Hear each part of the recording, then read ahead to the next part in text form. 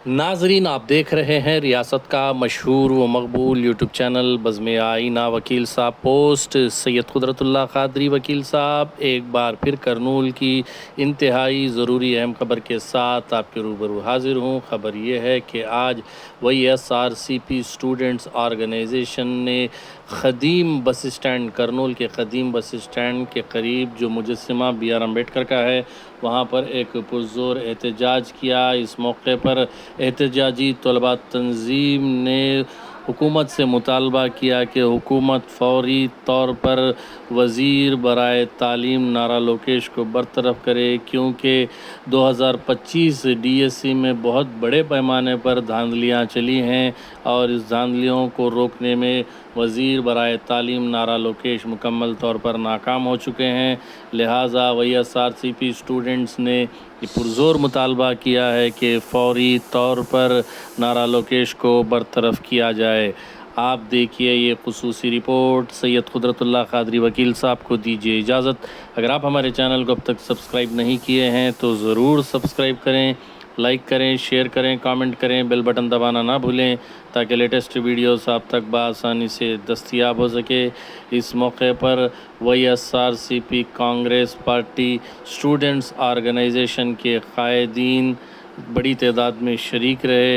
इस मौके पर YSRCP पार्टी के स्टूडेंट कायद, ज़िला कायद जो हैं प्रशांत रेड्डी पोगू, बड़ी तादाद में जो है जमकर जो है मुखालिफत की है।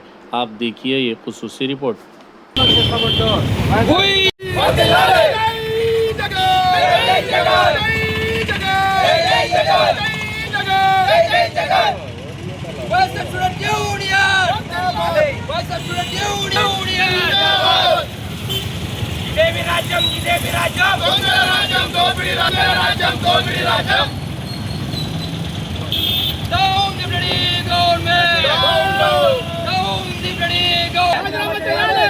విద్యాశాఖ మంత్రి వెంటనే CM down down, CM down down, CM down down. We want justice. We want justice. CBI inquiry चलिए.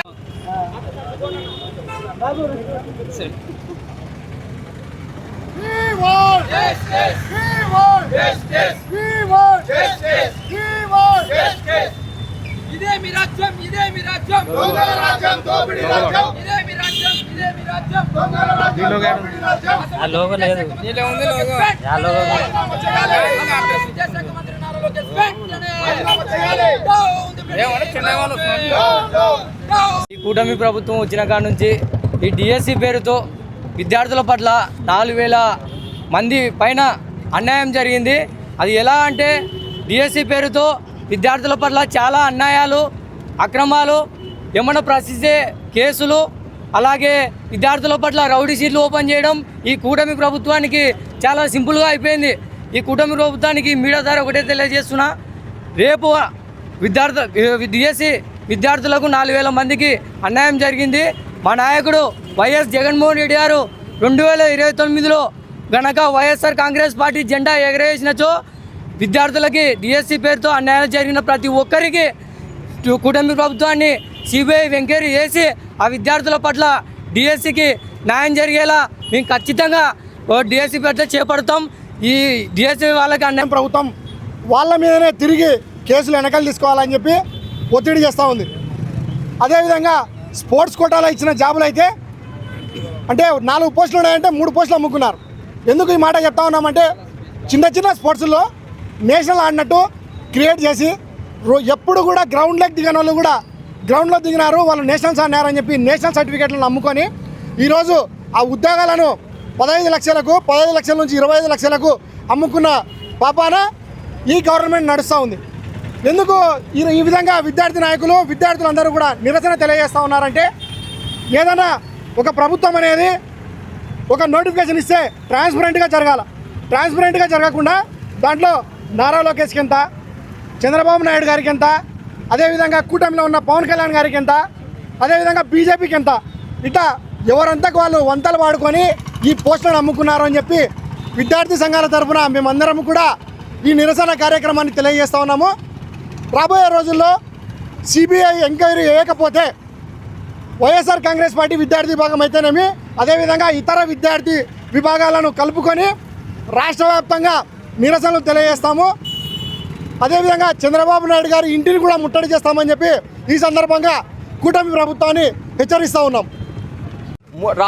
రాష్ట్ర చరిత్రలో మునుపెన్నడూ లేని విధంగా డిఎస్సి అభ్యర్థుల విషయంలోన అన్యాయం చేయడము, అక్రమాలు చేయడము మనం ఈరోజు ఫస్ట్ టైం చూస్తున్నాము వెలుగులోకి రావడం వల్ల. ఈరోజు ఒకసారి చూసుకున్నట్టయితే ప్రతి ఉద్యోగానికి కూడా 15 లక్షల రూపాయలు అని చెప్పేసి ఏదో బేరసారాలను ఆడిన పరిస్థితి నేటి కూటమి ప్రభుత్వాన్ని.